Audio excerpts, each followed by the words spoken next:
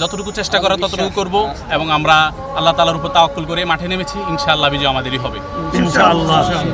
ইসলামী আন্দোলনের উপরে এই অপবাদটা বেশ কিছুদিন আগে থেকে এইভাবে দিয়ে আসছে, অথচ ইসলামী আন্দোলনের এই ধরনের অপবাদ কেউ প্রমাণ করতে পারবে না। এটা মিথ্যা তহমত দিয়ে ইসলামকে একটা দমন করে দেওয়া, ইসলামী আন্দোলনকে দমিয়ে দেওয়ার একটা ষড়যন্ত্র চলছে।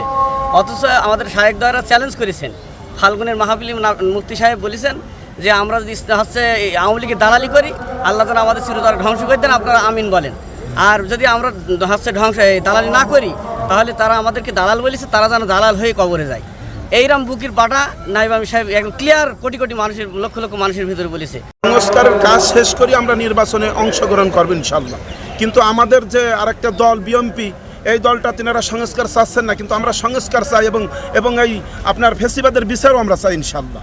এজন্য আমরা বিচার করার পরও ইনশাল্লাহ সংস্কার কাজ শেষ করে আমরা ইসলামী একটা মানে প্ল্যাটফর্মে এসে আমরা ইনশাল্লাহ রাজনীতির এই মহলে আমরা ভোটের কার্যকর শুরু করবো ইনশাল্লাহ।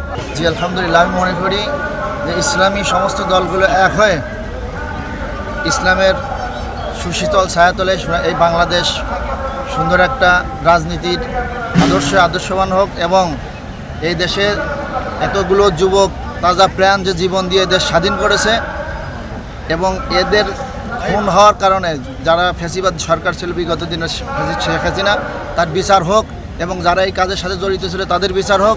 এরপরে এই দেশে নির্বাচন হোক, সবাই হক উলামা একরাম সহ সমস্ত বাঙালি জাতি মিলেমিশে পীর সাহেব হুজুর চরমনের নেতৃত্বে আমরা একটা সুন্দর সোনার বাংলাদেশ দেখতেছি। সংস্কার এবং বিচার শেখ হাসিনার বিচার না হওয়া পর্যন্ত এখন কোনো নির্বাচনের প্রয়োজন নেই। আমাদের আগে বিচার, আগে সংস্কার, তারপরে নির্বাচন। আমাদের আজকের এই যে সমাবেশ, এটার মূল প্রতিবদ্ধ বিষয় হচ্ছে প্রয়োজনীয় রাষ্ট্র সংস্কার, গণহত্যার বিচার এবং সংখ্যানু পদ্ধতি, যে পিয়ার পদ্ধতি যেটা, সেটাতে সুষ্ঠু এবং গ্রহণযোগ্য নির্বাচন হতে হবে এবং আমাদের দেশ বিরোধী এবং ইসলাম বিরোধী যত চক্রান্ত আছে সেগুলোর প্রতিবাদে আজকে আমাদের এই সমাবেশ। আমরা আজকে এসেছি বিভিন্ন জায়গা থেকে, আমাদের বাংলাদেশের বিভিন্ন প্রত্যন্ত অঞ্চল থেকে আমরা এখানে এসেছি। ইনশাআল্লাহ আমরা আশা করি আগামীতে একটা নতুন সোনার বাংলা আমরা দেখতে পাবো পীর সাহেব চরমনাইয়ের নেতৃত্বে।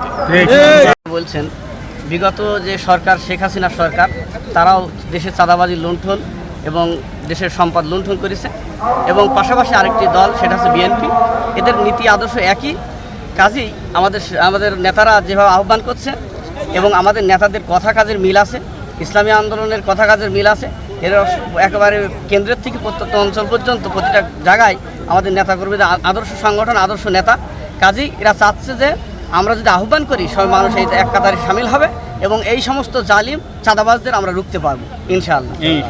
এর উদ্দেশ্য তিনটা: পিআর পদ্ধতি, রাষ্ট্রীয় সংস্কার এবং জুলাই আগস্টের সমস্ত বিচার কার্যদিবস সম্পূর্ণ করতে হবে।